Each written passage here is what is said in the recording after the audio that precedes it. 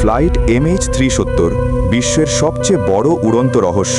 2014 সালের 8 মার্চ মালয়েশিয়ার কুয়ালালামপুর আন্তর্জাতিক বিমানবন্দর থেকে স্থানীয় সময় রাত 12:31 উড়ে যায় মালয়েশিয়ান এয়ারলাইন্সের বোয়িং 777 বিমান ফ্লাইট নম্বর MH370। এর গন্তব্য ছিল চীনের রাজধানী বেইজিং। বিমানে ছিল মোট 239 জন মানুষ, 227 জন যাত্রী ও 12 জন ক্রু সদস্য। পাইলট ছিলেন ক্যাপ্টেন জাহাই আহমদ শাহ, যিনি ছিলেন অত্যন্ত অভিজ্ঞ ও দক্ষ।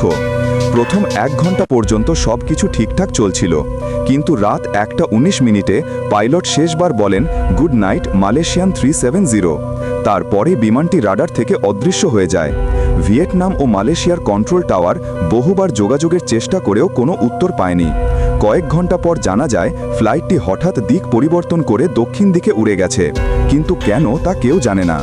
তখন শুরু হয় বিশ্বের ইতিহাসের সবচেয়ে বড় অনুসন্ধান অভিযান। 26টি দেশ মিলে খুঁজতে থাকে বিমানটিকে।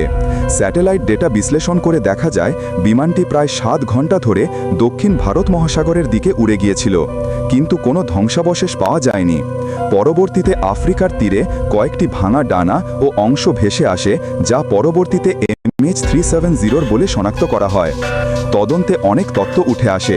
কেউ বলে বিমানটি হাইজ্যাক করা হয়েছিল, কেউ মনে করে পাইলট নিজেই আত্মহত্যার উদ্দেশ্যে বিমানকে দিকভ্রষ্ট করেছিলেন। আবার কারোর মতে অক্সিজেন কমে সবাই অজ্ঞান হয়ে পড়েছিল আর বিমানটি অটো পাইলটে চলতে চলতে সমুদ্রে পড়ে যায়। সবচেয়ে আলোচিত তত্ত্ব ছিল বিমানটি হয়তো কোনো গোপন সামরিক এলাকায় ঢুকে পড়েছিল, যেখানে সেটিকে গুলি করে নামানো হয় এবং তথ্য গোপন রাখা হয়। তবে এর পক্ষে কোনো নিশ্চিত প্রমাণ কখনোই পাওয়া যায়নি। এই বিমানের খোঁজে স্যাটেলাইট, সাবমেরিন ও জাহাজ ব্যবহার করা হয়েছিল। মালয়েশিয়া, অস্ট্রেলিয়া ও চীন মিলিয়ে কয়েকশো মিলিয়ন ডলার ব্যয় হয়, কিন্তু ফ্লাইট MH370 আর কখনো খুঁজে পাওয়া যায়নি। আজও এটি বিশ্বের সবচেয়ে বড় উড়ন্ত রহস্য হিসাবে পরিচিত। 239 জন মানুষ কোথায় হারিয়ে গেল কেউ জানে না। কেউ বলে বিমানটি সমুদ্রের গভীরে ঘুমিয়ে আছে, কেউ বলে সত্যটা গোপন করা হয়েছে।